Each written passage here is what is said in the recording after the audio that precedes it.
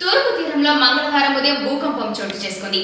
బంగాళాఖాతంలోని ముఖ్యంగా ఒడిశా, పశ్చిమ బెంగాల్ తీరానికి సమీపంలో భూకంపం వచ్చినట్టు భారత జాతీయ భూకంప కేంద్రం వెల్లడించింది. భారత్ విషయంలో పాక్ ప్రధాని సంచలన సవాల్ విసిరారు. భారత్ ను తాము ఓడిస్తామని, ఒకవేళ ఓడించకపోతే తన పేరు మార్చుకుంటానని అతి విశ్వాసంతో కీలక వ్యాఖ్యలు చేశారు. అది కూడా ఏదో క్రికెట్ మ్యాచ్ లో కాదు, ఆర్థిక వ్యవస్థ అభివృద్ధిలో భారత్ ను పాక్ ఓడిస్తుందని తలపొగరు వ్యాఖ్యలు చేశారు. బీసీ సంఘం జాతీయ అధ్యక్షుడు, BJP Rajya Sabha MP R Krishnaiah మాటలు ఎవరు పట్టించుకోవద్దని ప్రజాశాంతి పార్టీ అధ్యక్షుడు కేఏ పాల్ అన్నారు. ఈ మేరకు సోమవారం ఒక వీడియో విడుదల చేశారు. బీసీ నాయకులందరూ ఆయనను బహిష్కరించాలని సంచలన కామెంట్లు చేశారు. ముందు కాంగ్రెస్ పార్టీ, తర్వాత టీడీపీ పార్టీ, ఆ తర్వాత వైసీపీ, ఇప్పుడు బీజేపీ ఎవరు ఆయనకు రాజ్యసభ ఇచ్చి డబ్బులిస్తే ఆ పార్టీకి మద్దతుగా ఆర్ కృష్ణయ్య తిరుగుతాడని ఆరోపించారు. 80 ఏళ్ల ముసలోడికి ఇవన్నీ అవసరమా అంటూ కేఏ పాల్ సంచలన వ్యాఖ్యలు చేశారు. వైఎస్ఆర్సీపీ ముఖ్య నేత అనంతపురం జిల్లాకు చెందిన వడిత్య శంకర్ నాయక్ ను పార్టీ సస్పెండ్ చేసింది. వైఎస్ఆర్సీపీ అధ్యక్షుడు వైఎస్ జగన్మోహన్ రెడ్డి గారి ఆదేశాల మేరకు పార్టీ నుండి బహిష్కరించడం జరిగింది. విజయవాడ మాచవరం పోలీసులు వెటర్నరీ కాలనీలోని స్టూడియో 9 స్పా సెంటర్ లో వ్యభిచారం జరుగుతుందని తెలిసి దాడులు చేశారు. అక్కడ మంచం కింద శంకర్ నాయక్ ఉండడం సంచలనమైంది. అన్నమయ్య జిల్లాలో ఏనుగులు బీభత్సం సృష్టించాయి. ఓబులవారిపల్లె మండలం గుండాలకోన అటవీ ప్రాంతంలో భక్తులపై ఏనుగులు దాడి చేశాయి. ఈ దాడిలో 4 అక్కడికక్కడే ప్రాణాలు కోల్పోగా మరో 3కి తీవ్ర గాయాలు అయ్యాయి.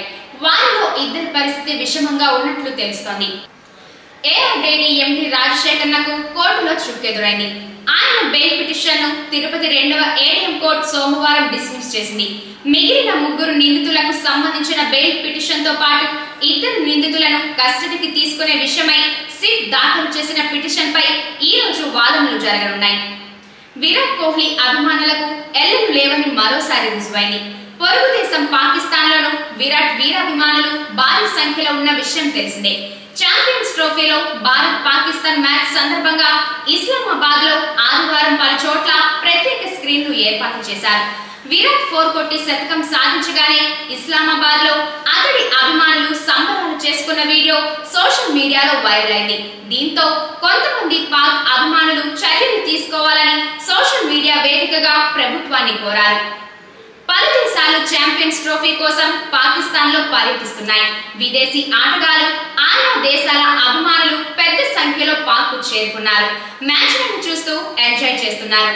అయితే ఛాంపియన్స్ ట్రోఫీ నేపథ్యంలో ఉగ్రవాదులు భారీ కుట్ర చేస్తున్నట్టు సమాచారం మేరకు భారీ భద్రతా చర్యలు చేపట్టారు.